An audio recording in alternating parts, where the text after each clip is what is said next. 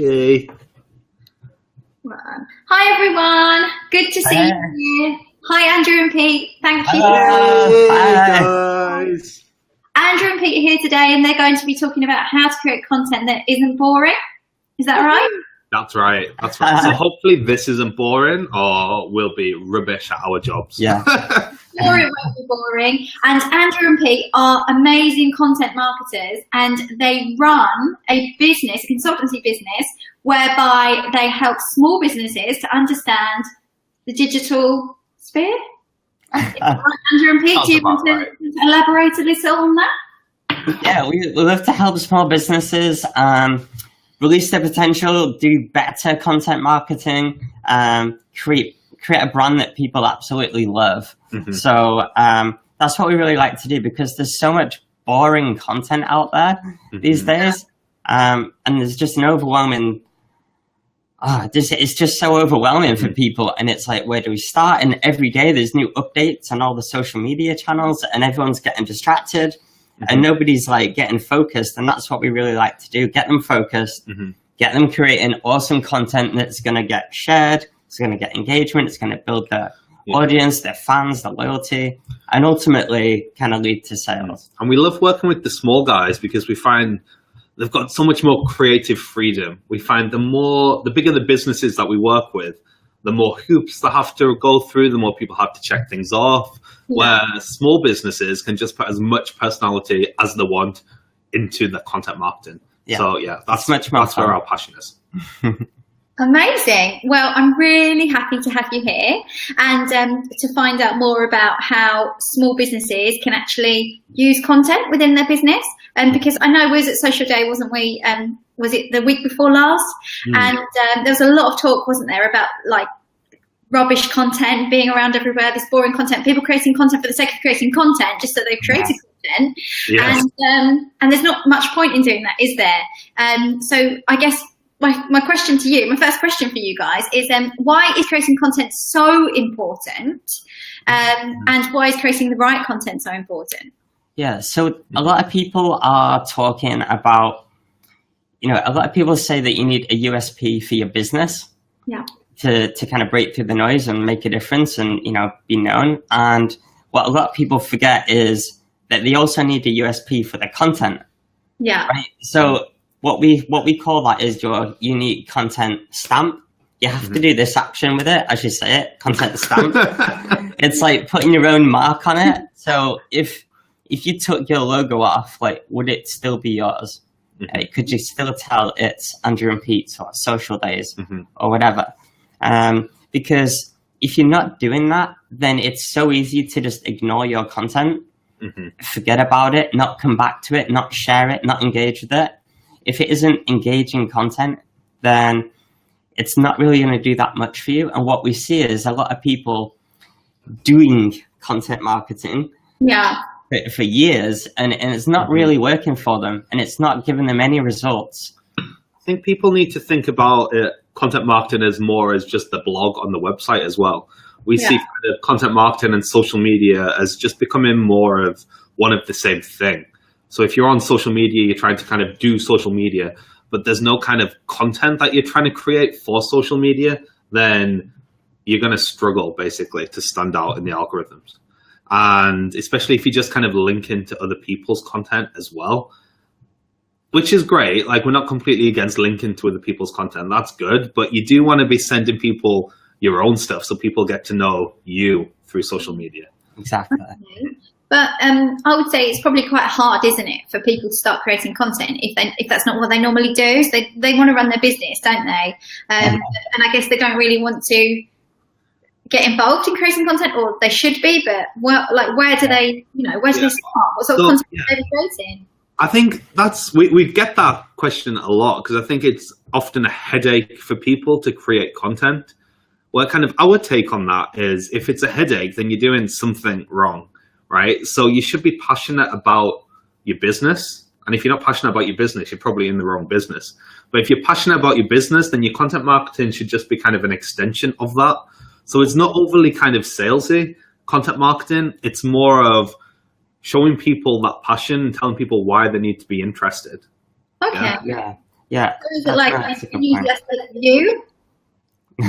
What's that? Sorry. Enthusiastic view of a niche or an area, for example. Yeah. Yeah, exactly. But I think, like, as an extension of that, if you still don't find it that fun and you really are busy, I think it's not a case of I'm too busy. It's a case of priorities. Yeah, no, that's true. And prioritizing things. So the more time that we prioritize on creating content, the more money we make. Mm-hmm. Yeah.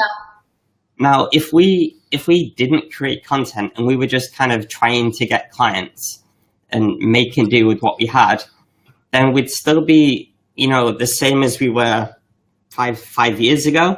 We'd still be in the same position, and that's not where we want to be. So it's thinking about the longer term, right? If we put the time in and invest that time into content marketing now, we can have huge payoffs later because we're building all this argument.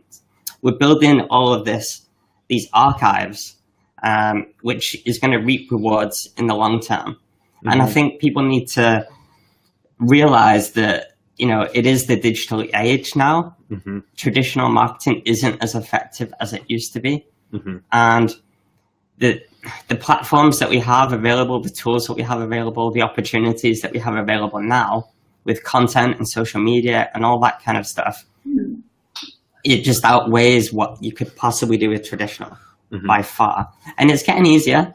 Yeah, I think it's a case of looking what is taking the time. So if you're taking like 10 hours to create a video, then there's quicker ways to do it. There's tools out there that's going to speed up that process. If it's taking you 5 hours to write a blog, maybe you should just record your thoughts and send it to a VA who could like knock it up in 30 minutes or something like that. Yeah. Okay. Yeah, so there are ways to be more efficient with creating content too, if that is a big problem. And I think like there's a lot of intentions out there where people are kind of like, oh, I'm going to do a blog every week. But then how do you do that every week, right? So where people go wrong is they'll create the publishing schedule. Like, I will do this once a week. I will post this every month. I will do this once a fortnight. Mm-hmm. That's all well and good, but when are you going to do it, right? What tasks are involved? So we say from that, you need to do two things. You need to create a content task sheet. Mm-hmm. So that is, that's all the tasks involved in getting that published article out there, done, promoted. And then an actual production time and slot in your diary consistently. So like for us, we spend every single Tuesday, like just the whole day working on that up until about 3, which is right about now. So that's what we did today, basically. Yes. We spent from like 9 till 4 today. Well, no, 8:30 till 4 today was just our full-on content day. We just get everything done. Yeah. But we are like stupidly anal about it. Yeah. So we know like everything we want to do, we work out like task by task, and then we put next to it how long it's going to take us in minutes. And then we tot it all up. So we know there's about 10 hours work there, but there's 2 of us. So we can do a few things together, a few things separately. Mm-hmm. So I think there's about 6 hours of work that goes into our content marketing every single week. Wow. So a lot of people would be like, wow, that's a lot, how can we cope with that? Obviously they can outsource it and that kind of thing. But, to a lot of people, they're probably thinking that is a lot of time to spend on content creation, but it's obviously paying off for you.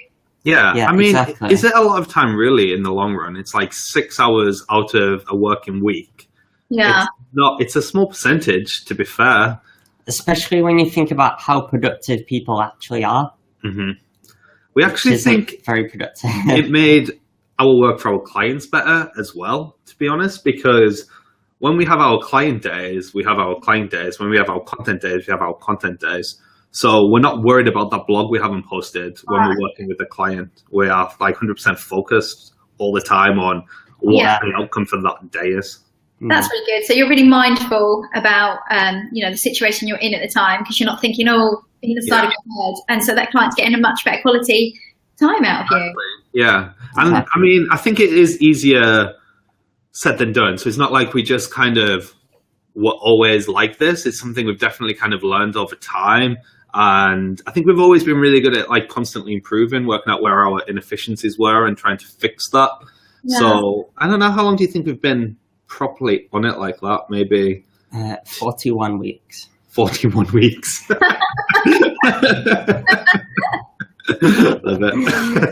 it. We're on our 41st vlog, so Yeah.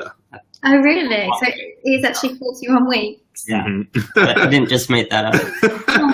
It's amazing. So Lloyd Knowlton's here, and Lloyd Knowlton says we're all too busy to create content. We know you're lying to us, Lloyd. Yeah, We that's know. how you do. Yeah, That's all Lloyd does. Yeah. And Lucy Griffin Stiff is here. Hi, Lucy. Hey, And Hey, Lucy. Thanks for watching. Thanks for everyone who's watching. if you have any questions, guys, just put them here. Okay. Yeah. So I've got a good question for you. I think it's a good question. Anyway, You're not allowed any difficult questions, sorry. it's not difficult. It's just so many people have boring businesses, don't they? Like, I don't know, accountants. Oh, that's our favourite example. It might not be a boring business, but like, is it a boring subject? I mean, it's a dry subject, isn't it? So with these clients or someone might sell metal clips for some kind of industry or something.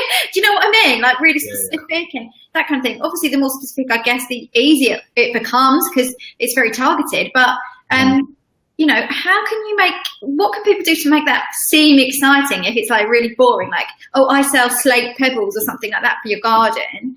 Like, do you know what I mean? How can you make it exciting? How can they jazz it up and make it fun like your content is?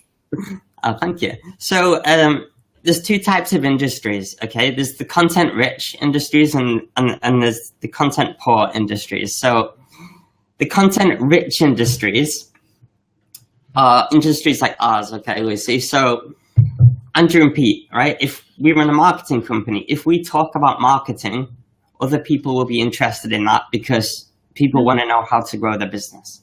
Okay, so we've got it easy in the sense of we can think of a lot of ideas, but where the difficulty comes is that everyone's talking about marketing. So you need to put your own, your own spin on it to make your difference because it's very saturated. So that's content-rich industries. Content-poor industries is kind of what you're talking about. So stereotypically, you could be thinking about financial advisors or, I don't know, some pebble company or whatever you said there. And for them, the difficulty is nobody wants to know how they do what they do. Nobody really wants to know about accounting. They just want it done for them. Yeah.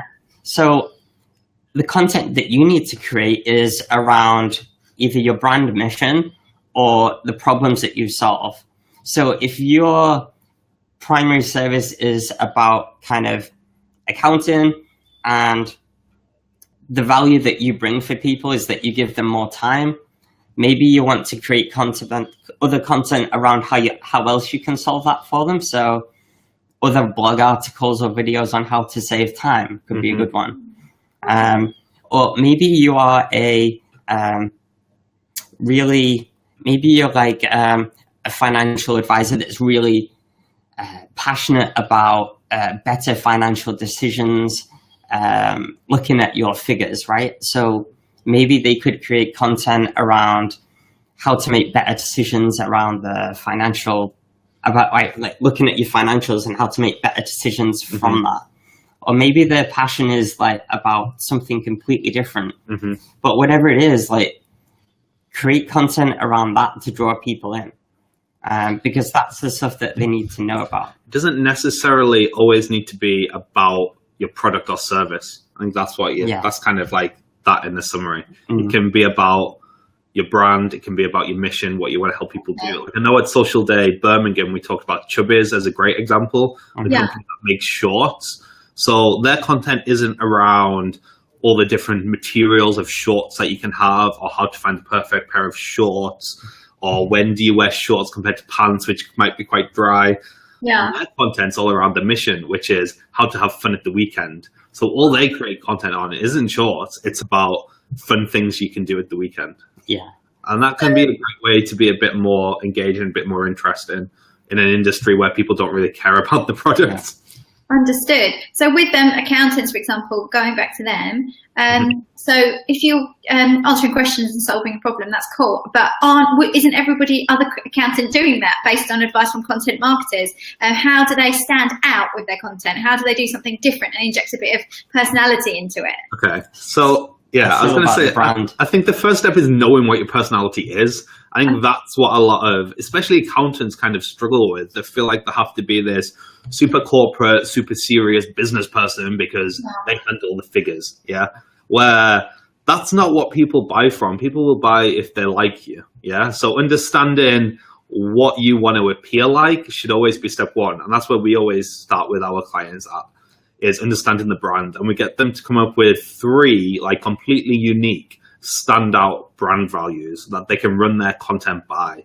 So when we start saying, like, what is a brand? Basically, this kind of, I don't know if we're going off topic here, but we're talking about, if we're talking about branding, we kind of define branding as the gut feeling people get when working with you. But most people, when you say, well, what do you want that gut feeling to be? They'll say things like professional, cares about your customers, is always there for me, that kind of thing. Yeah, like what's unique about your company? Like, what makes you different? And then they say stuff like that, like quality and professional. Yeah, it's like, that's not unique at all. So we get them to come up with 3 standout brand values that is completely unique in the industry to them. So these can be like quite industry specific. So say like creative as a brand value is not great for like marketing companies, design companies, because everybody says they're creative. A creative accountant, however, potentially is quite a unique thing. Yeah. Yeah. So once you've nailed down your brand values, like if you run by every decision from that, then it starts to get a lot easier.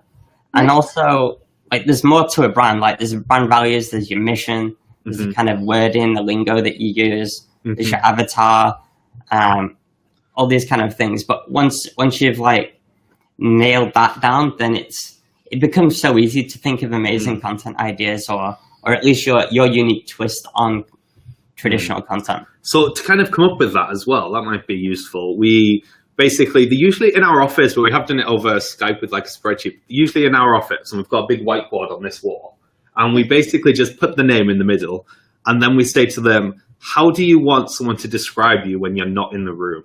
That's the question we ask them. I like that, yeah. And we like push them for 30 responses minimum. So they're usually like struggling around 5. We always push them. We always get to at least 30. Yeah. And then you start to see kind of patterns within them. So you can like start grouping different words together. We cross out all the baseline values, we call them. Like we cross out all the professionals, friendly, we cross out all of those. And we start grouping the remaining ones left. And like 99% of the time, it's obvious from just talking them through what is different about them. Yeah. But I think sometimes you're so close, you just need someone else to do that with. So do that activity. Go and get a friend, or go and get a business coach, or go work with a marketing company, and work out what is unique about your business. Yes. Wow, that's a really, really good tip. That's really good advice, actually, and totally actionable right away, isn't it? There we go. Stop watching now. Go do that.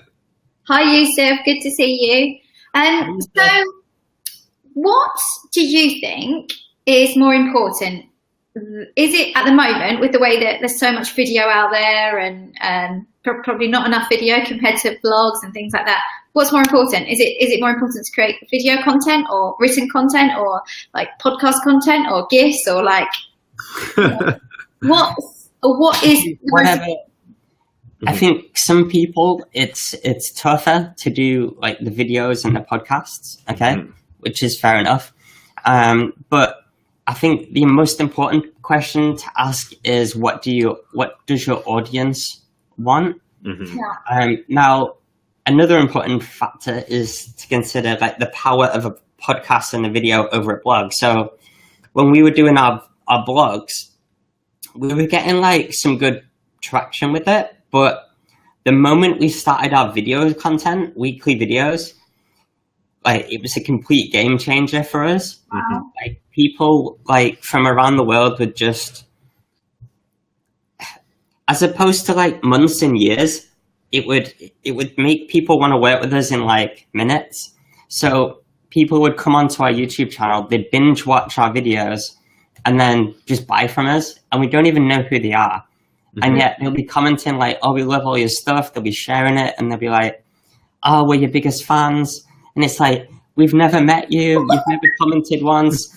Like, who are you? Yeah, hit the like button, please. Yeah, biggest come on. And it turned all those lurkers into like action doers, and it turned the people that just came onto our channel and stumbled. They just like, they fell in love with us instantly and our personality and our videos, and then they just bought from us. And like the power of the video over the blog was just 1,000 times better for us. But I think it we kind have of seen, aligns, doesn't it, with our brand a lot more than the other things. yeah, but we have seen people start doing videos and they're really boring. And it's like, well, they're not going to do anything for you. In fact, they're probably just going to put people off. Right. So not everybody should be creating video content. I think you can create video content. If you can create it and it's engaging, then it'll do 10 times better for you than a blog. But if you're not the type of person that's going to be ready for that, then I wouldn't do it. It does take practice, though, so I wouldn't let that kind of put you off getting started. But what I would say is make sure you're constantly improving. We see like so many people starting doing video or doing live shows, and they'll either try like 6 times and then give up, or they'll keep on doing the same thing for like a year or more and not changing it up and not seeing any results. Yeah. We always say look out for that reaction. So even when you're just kind of starting, you're just looking for basic reactions. So you're looking for somebody either liking it or saying, "Oh, I love that," or "That was really funny," or "That was really useful." And even if you can get one person saying that, then you're doing something right. If you're literally getting no one saying that, then stop doing what you're doing. Stop doing what you're doing and look at a way to change it up. And it might not be, it might be go back to blogs, it might be make better videos, but there's something there that needs to change. Like one final point on that. Do you want to know our biggest tip for videos? Oh. We call this the energy drain theory. So the moment you record something on video, right? Let's say out of 10, I give it like a solid like 8 out of 10, right? Which is pretty good, right? I'm feeling positive. I record this video, it's an 8 out of 10. Yeah. When you watch that back, right, the camera just drains all that energy out of it because the camera can't portray the energy in the room, right? Yeah. So actually how that comes across on video is more like a 4 out of 10. Right. So that's why most people look like really bored when they're doing the presentations like on video. So the way we do it, we go absolutely bloody crazy, right? Like if you were to be in our office watching us, you'd be amazed, right? You'd be like, bloody hell, they're mental, right? Because we're sorry for our next door neighbour. I don't think these walls are that thick. We're giving it like a 15 or 20 out of 10, right? Yeah. Because on camera, then that becomes a 9 out of 10. Okay, so you're putting a lot of effort into yourselves and the way that you present your videos, rather than just sitting there going, 10 content marketing tips from us. You know, you're sort of like making being excited about what you're talking about. Yeah. I think that's the tip. Just sound excited. Yeah. If you don't sound excited or enthused, no one else is going to be. Yeah. So that's a really, really good tip. And what about for those people? Just say hi to Kaz. Hi, Kaz. Hi, David. Hi, Kaz. Really nice to see you. So yeah, on that then, what about if video content's really good, but you're boring and you're rubbish on camera? Not you guys, obviously. Whoever you are, is there other video content that you can create then that is not your face kind of thing or you talking that is also? I do think faces are better. I think it's always better if you can just improve at doing it face to face. Because I think people engage a lot more with. Yeah.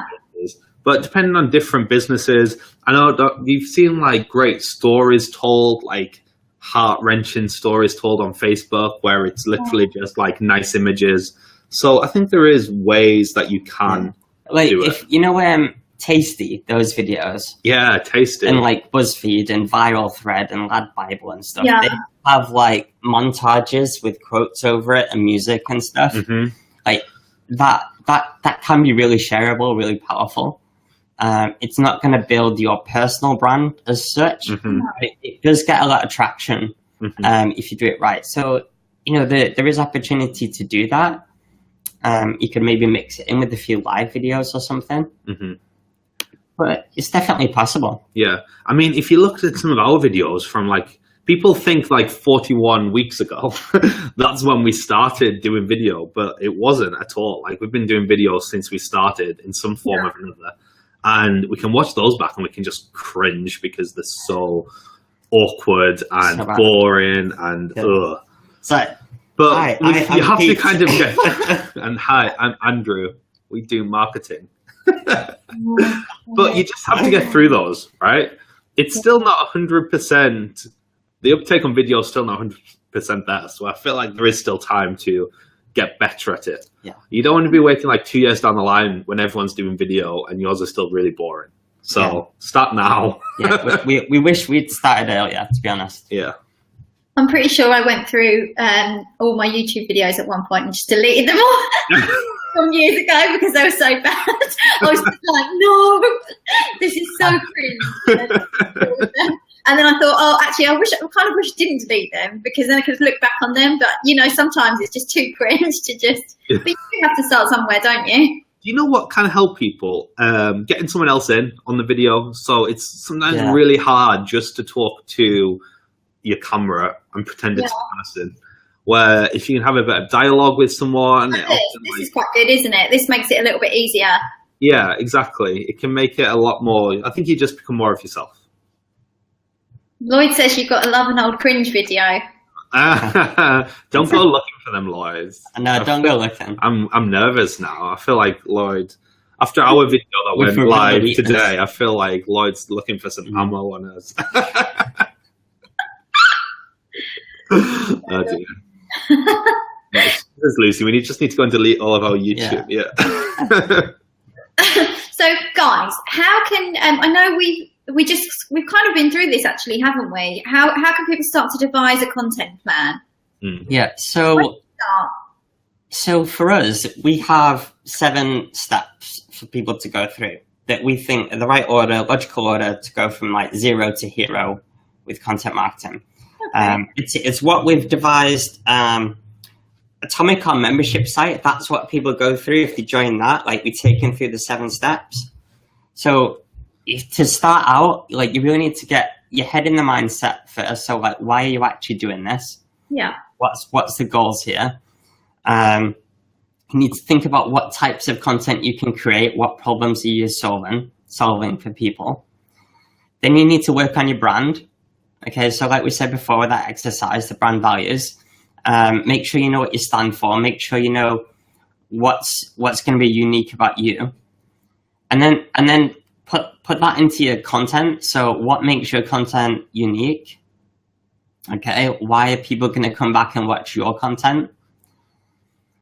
Then figure out the logistics, right? How are you actually going to do this? If it's a video and you've got no idea how to do video, work it out. Okay, don't think about what's easiest, think about what's best. Nothing is impossible. People with 0 technical skills are creating video and are doing podcasts. Yeah. So it's just about working out those skills gaps and putting time into your diary. So we didn't know how to create a video, but we just said, right, we're going to need a day to learn this stuff. Yeah. So we scheduled a day in our diary and taught ourselves. Yeah. Sorry, carry on. Yeah, that's fine. Then get organized. So create a publishing schedule of when stuff's going to go out. Yeah. Create a content task list of what's actually needed, what are the actual tasks. Decide whether you can outsource some of them or not. And then put it in your diary as to when you're going to do these things to meet those publishing plans. And then after that, think about how you're going to promote that content. Okay, how are you going to get it out there? How are you going to repurpose it on all your social media profiles? Are you going to change up that video a little bit? Are you going to take some quotes and graphics from it and put it on Instagram, Twitter? How are you going to drive traffic back? What's your SEO plan? And then from there, think about lead generation. So once you started to get a reaction off people, think about how then you can turn that into actual leads and sales. So think about How are you going to get people to kind of raise their hand and say, yes, I'm interested? How are you going to get their interest? How are you going to get their email address? Start building your email list.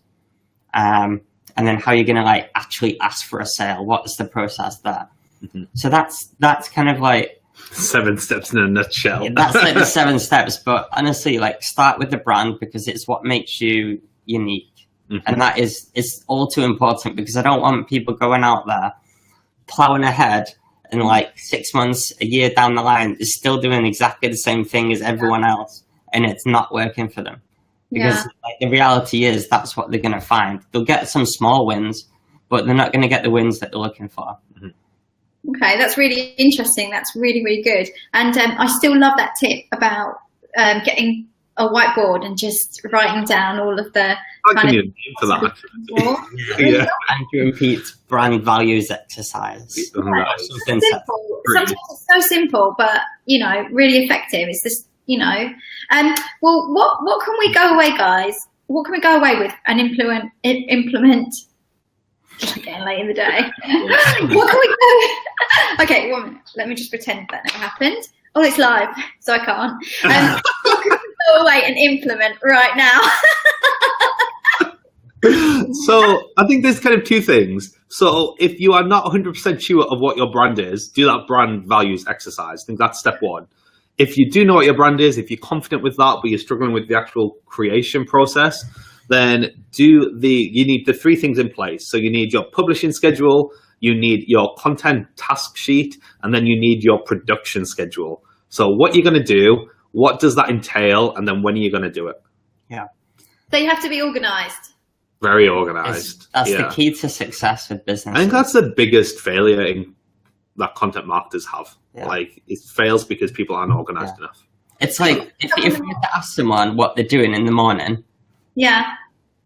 If we've done this a few times recently, especially because I'm getting really annoyed by it, right? Oh, I have to hold it back sometimes. But if and they're like, oh, I'm just gonna do this and this maybe, and then don't know. And it's like if you don't know what you're doing at the start of the day, the day has already failed. Like you've already failed the day, right? Because it's not going to be as productive as it should be. So if you want success quicker, be more productive. You can get there twice as quick, right? That's why that's like why people are looking at us like you're too young to give us advice. It's like, well, we've just like gone at 3 times the rate as you. Wow. So it's like be more productive and you'll get there faster. Mm-hmm. So do you know what this live broadcast has been full of so much really good advice. It's been like half an hour of just absolute gold. And I think people who are watching this, even now, people are going to go away and just actually have things to do right away, and just over and above that kind of like get up in the morning, or I might do a blog, I might do a little video or something like that. It's actually really important, isn't it, that they're, you know, prioritising what they're going to do for the day and spending a whole day on content. Well, I don't know if I could do that, but maybe start off with a few hours, a half day once a week or something, and build up. Yeah, a morning a week. We try to say start with a morning a week, just focused on your content or on your marketing. Awesome. Well, Andrew and Pete, thank you so much. I really appreciate this time that you've spent on the live stream with me today. Content Creation Day, and I would just like to ask you if you can tell people where they can find you and that kind of thing. Oh, and before I do that, I just want to let everybody know that they are going to be speaking again at Social Day London. London. Woohoo! We can't wait. And what are you going to be talking about, guys? We are going to be talking about how to actually create standout content. So I think at Birmingham, we were talking a bit more about how to promote your content on social media. But the one in London, we are going to talk about exactly the things you need to be thinking about to create standout content. Yeah, so it's going to be a really good one. Looking forward to that. Amazing. And is it going to be like a workshop style showing us how to do it? Mm-hmm. It's going to be, we haven't quite nailed down all the details yet, to be completely honest, but it's going to be fun. There's going to be organised with your presentation. It's in our schedule. It's in our, tomorrow. I'm not even joking yet. Yeah, that's what we're doing tomorrow. We've got 3 days to just do the best talk ever. We plan them out in advance.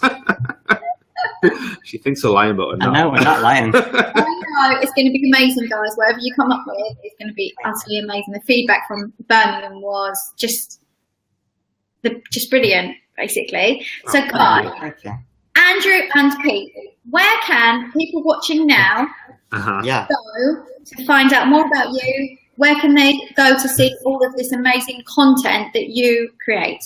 Okay, so our website is andrewandpete.com. That's an easy one to remember. Our content also lives on YouTube, so that is youtube.com/AndrewandPeteTV. And then we're on all the social platforms as just Andrew and Pete. Another thing that might be helpful to people as well, we've got a movie that people might like to watch. I forgot about that. Yeah, we've got a movie. So it goes through all those 7 steps. It's a short movie. It's like half an hour. Don't worry. But it's not going to take all day to watch. And it's not in like 3D, 4D. Oh my God, the next one should be 3D. Cool. That would be so cool. But it is cool and it is really fun. And it's a movie. Really stand-up content, wouldn't it, if it was in 3D? Yeah, exactly. Yeah. Well, a movie's pretty unique. Come on. All right, I'm just trying to push you guys, you know? I know. And it's half an hour, and you can get a free ticket at remarkablecontent.biz.